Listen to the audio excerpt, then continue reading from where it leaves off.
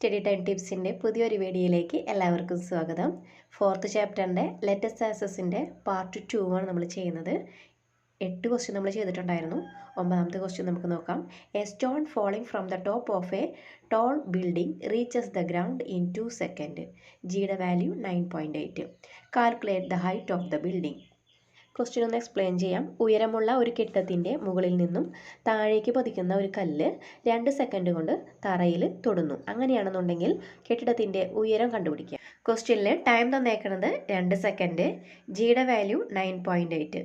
Initial velocity u എന്ന് പറയുന്നത് 0. S is equal to u t plus half a t square. Height അല്ലേ കണ്ടുപിടിക്കേണ്ടത്. അപ്പോൾ നമുക്ക് ഈ ഒരു സമവാക്യം എടുക്കാം. അപ്പോൾ അതിൽ യു 0 ആയതുകൊണ്ട് യു ടി എന്ന് പറയുന്ന ഭാഗം 0 ആയിട്ട് പോകും. പ്ലസ് ഹാഫ് ഇൻറ്റു എ എന്ന് പറയുന്നത് നമുക്ക് ഇവിടെ ജിയുടെ വാല്യൂ ആയിട്ട് എടുക്കാം. ഓക്കെ, അപ്പോൾ ജിയുടെ വാല്യൂ എന്ന് പറയുമ്പോൾ 9.8 ഇൻറ്റു 2 സ്ക്വയർ. അപ്പോൾ മുകളിലത്തെ ഒരു 2ഉം താഴത്തെ ഒരു 2ഉം ക്യാൻസൽ ചെയ്ത് പോകും. 9.8 ഇൻറ്റു 2 നമ്മൾ മൾട്ടിപ്ലൈ ചെയ്യുമ്പോൾ 196 കിട്ടും. നമുക്ക് ആൻസറിലേക്ക് ഒരു സ്ഥാനം കഴിഞ്ഞ് പോയിന്റ് ഇടുമ്പോൾ റൈറ്റ് സൈഡിൽ നിന്ന് ഒരു സ്ഥാനം കഴിഞ്ഞ് പോയിന്റ് ഇടുമ്പോൾ 19.6 മീറ്റർ ആയിരിക്കും ഹൈറ്റ് കിട്ടുന്നത്. ഇതിൻ്റെ ബി ക്വസ്റ്റ്യൻ നോക്കാം. What will be the velocity of the stone just before touching the ground. പിന്നെ നമുക്ക് ഇതിൻ്റെ വെലോസിറ്റി കണ്ടുപിടിക്കണം. വെലോസിറ്റി കാണാനുള്ള ഇക്വേഷൻ എന്ന് പറഞ്ഞാൽ v is equal to u plus a t. ഇവിടെ യു എന്ന് പറയുന്നത് 0 ആണ് അല്ലേ, ഇനീഷ്യൽ വെലോസിറ്റി 0 ആണ്. പ്ലസ് ജിയുടെ വാല്യൂ നമുക്ക് 9.8 ഇൻറ്റു ടി എന്ന് പറയുന്നത് 2. അപ്പോൾ നമ്മൾ ഗുണിക്കുമ്പോൾ 19.6 മീറ്റർ പെർ സെക്കൻഡ് എന്ന് കിട്ടും. 10ാമത്തെ question find examples of circular motion. അപ്പോൾ തന്നിരിക്കുന്നതിൽ നിന്ന് സർക്കുലർ മോഷൻ ഏതൊക്കെയാണെന്ന് കണ്ടെത്തി എഴുതാനാണ് പറഞ്ഞിരിക്കുന്നത്. അപ്പോൾ ഇതിൻ്റെ ആൻസർ മാത്രമേ ഞാൻ പറയുന്നുള്ളൂ കേട്ടോ. Electrons revolving around the nucleus അത് വരും. പിന്നെ അതുപോലെ തന്നെ planets revolving around the sun. Next വരുന്നത് moon orbiting around the earth. 11ാമത്തെ question what will be the weight of an object of mass 10 kg on the planet having twice the mass and 3 times the radius of the earth. ഇവിടെ പറഞ്ഞിരിക്കുന്നത് ഭൂമിയുടെ 2 times മാസും അതേപോലെ തന്നെ 3 times റേഡിയസുമുള്ള ഒരു പ്ലാനറ്റിൽ 10 kilogram മാസുള്ള ഒരു വസ്തുവിൻ്റെ ഭാരം എത്രയായിരിക്കും എന്ന് കണ്ടുപിടിക്കാം. ഇവിടെ പറഞ്ഞിരിക്കുന്ന പ്ലാനറ്റിൻ്റെ മാസ് എന്ന് പറയുന്നത് 2 times ആണ്. അതുകൊണ്ട് നമുക്ക് മാസ് എന്ന് പറയുന്നത് 2m റേഡിയസ് 3 times എന്ന് പറയുന്നത് റേഡിയസ് 3r വരും. ഇവിടെ ജിയുടെ ഇക്വേഷൻ എന്ന് പറഞ്ഞാൽ capital G capital M by R square ആണ് അല്ലേ. അപ്പോൾ ഇതിൽ നമുക്ക് എമ്മിൻ്റെ സ്ഥാനത്ത് 2m എന്ന് കൊടുക്കാം, ആറിൻ്റെ സ്ഥാനത്ത് 3r എന്ന് കൊടുക്കാം. അപ്പോൾ ഇവിടെ ഇക്വേഷൻ നമുക്ക് എന്ത് വരും? G into 2m by 3r whole square എന്ന് വരും. അപ്പോൾ നമുക്ക് ജി അങ്ങനെ തന്നെ എടുത്ത് എഴുതാം. 2/9 വരും. 9 വന്നത് കൊണ്ടാണ് 3r സ്ക്വയർ ആണ്. 3ൻ്റെ സ്ക്വയർ എന്ന് പറഞ്ഞാൽ 9ഉം 6നും സ്ക്വയർ കൊടുക്കണം അല്ലേ. അപ്പോൾ താഴെ വരുന്നത് 9r സ്ക്വയർ ആണ്. അപ്പോൾ നമുക്ക് ഇക്വേഷൻ വരുന്നത് വരും capital G into 2m by 9r square എന്ന് വരും. അപ്പോൾ small g is equal to 2/9 into gm by R square നമുക്ക് എഴുതാം. അപ്പോൾ ഇതിൽ 2/9 into gm by R square എന്ന് പറയുന്നത് സ്മോൾ ജി ആണല്ലോ, അതിൻ്റെ വാല്യൂ എന്ന് പറയുന്നതാണ് 9.8. അപ്പോൾ നമുക്കിവിടെ ജിയുടെ വാല്യൂ നമ്മളിപ്പോൾ എടുത്തേക്കുന്നത് 2/9 ഇൻറ്റു 9.8 ആണ് വന്നിരിക്കുന്നത്. അപ്പോൾ അതിൽ സംശയമൊന്നും ഇല്ല എന്ന് വിചാരിക്കുന്നു. അപ്പോൾ നമുക്ക് ഇതിവിടെ കണ്ടുപിടിക്കേണ്ടത് വെയിറ്റ് ആണ് കണ്ടുപിടിക്കേണ്ടത് അല്ലേ. Equation W is equal to mg. ഇവിടെ m എന്ന് പറയുന്നത് 10 കിലോഗ്രാം ആണ്. അപ്പോൾ W is equal to 10 into അപ്പോൾ നമുക്ക് ജിയുടെ വാല്യൂ കിട്ടിയേക്കുന്നത് 2/9 ഇൻറ്റു 9.8 ആണ്. അപ്പോൾ 9.8ൽ 9 1.08 പ്രാവശ്യം ക്യാൻസൽ ചെയ്ത് പോകും. അപ്പോൾ നമുക്ക് ബാക്കി 10 ഇൻറ്റു 2 ഇൻറ്റു 1.08 ഗുണിക്കുന്ന സമയത്ത് 21.7 ന്യൂട്ടൺ എന്ന് കിട്ടും.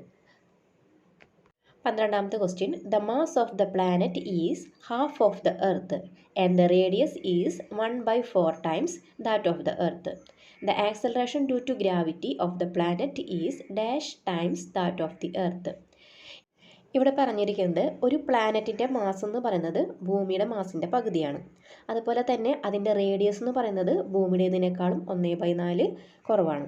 അങ്ങനെയാണെന്നുണ്ടെങ്കിൽ ആ ഒരു പ്ലാനറ്റിലെ ആക്സലറേഷൻ ഡ്യൂ ടു ഗ്രാവിറ്റി എന്ന് പറയുന്നത് ഭൂമിയുടേതിനേക്കാൾ എത്ര മടങ്ങ് ആയിരിക്കുന്നതാണ് ചോദിച്ചിരിക്കുന്നത്. ഓക്കെ, ഇവിടെ പ്ലാനറ്റിൻ്റെ മാസ് എന്ന് പറഞ്ഞേക്കുന്നത് എർത്തിൻ്റെ മാസിൻ്റെ പകുതിയാണെന്നാണ് പറഞ്ഞിരിക്കുന്നത്. അപ്പോൾ എർത്തിൻ്റെ മാസ് എന്ന് പറയുന്നത് m ആണ്. അപ്പോൾ അതിൻ്റെ പകുതി എന്ന് പറയുമ്പോൾ m/2 ആണ്. ഇനി റേഡിയസ് എന്ന് പറഞ്ഞേക്കുന്നത് എർത്തിൻ്റെ റേഡിയസിൻ്റെ 1/4 ആണെന്ന് പറഞ്ഞിരിക്കുന്നത്. അപ്പോൾ ഇവിടെ എന്ത് വരും? 6/4. നമ്മുടെ ഇക്വേഷൻ ജി എന്ന് പറയുന്നത് G M by R square ആണ്.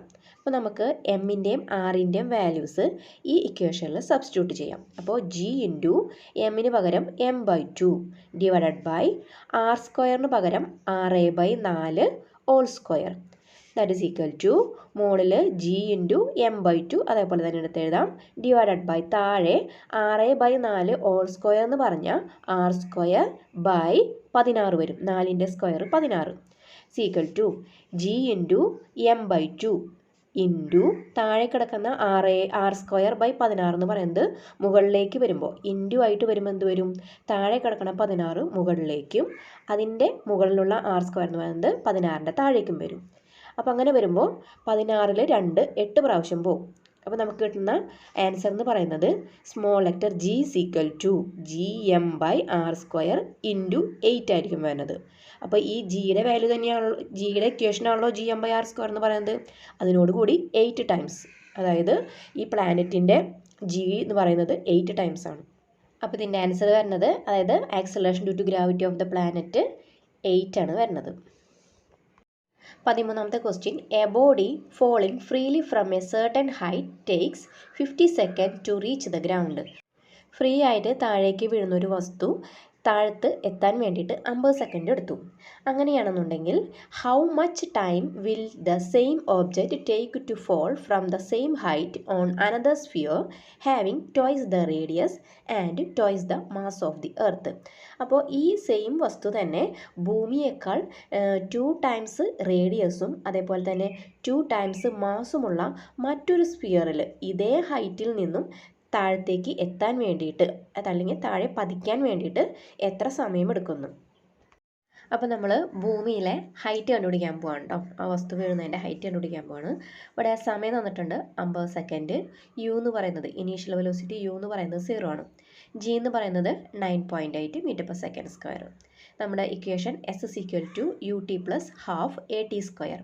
അപ്പോൾ നമുക്കിവിടെ യു 0 ആയതുകൊണ്ട് ആ ഒരു ടൈം 0 ആയിട്ട് പോകും. Plus half into 9.8 into T എന്ന് പറയുന്നത് 50 ആണ്, 50 സ്ക്വയർ. അപ്പോൾ ഇതിൽ 9.8ഉം 2ഉം കൂടി ക്യാൻസൽ ചെയ്യുമ്പോൾ 4.9 കിട്ടും. അപ്പോൾ നമുക്ക് വരുന്ന answer height S is equal to 4.9 into 50 square. On the other പ്ലാനറ്റിൽ മാസ് പറഞ്ഞിരിക്കുന്നത് 2 ടൈംസ് ആണ് അല്ലേ? പിന്നെ അതേപോലെ തന്നെ റേഡിയസ് പറഞ്ഞിരിക്കുന്നതും 2 ടൈംസ് ആണ്. അപ്പോൾ നമുക്ക് മാസിനെ 2m എന്നും റേഡിയസിനെ 2r എന്നും പറഞ്ഞും എഴുതാം. അപ്പോൾ നമുക്കിവിടെ ജിയുടെ വാല്യൂ കണ്ടുപിടിക്കാം. അതായത് അതർ പ്ലാനറ്റിലെ ജിയുടെ വാല്യൂ നമ്മൾ കണ്ടുപിടിക്കാൻ പോണ് g equal to G M by R square. അപ്പോൾ ഇതിൽ ജി അങ്ങനെ തന്നെ എടുത്ത് എഴുതി, എമ്മിന് നമ്മൾ എന്ത് കൊടുത്തു? 2m കൊടുത്തു.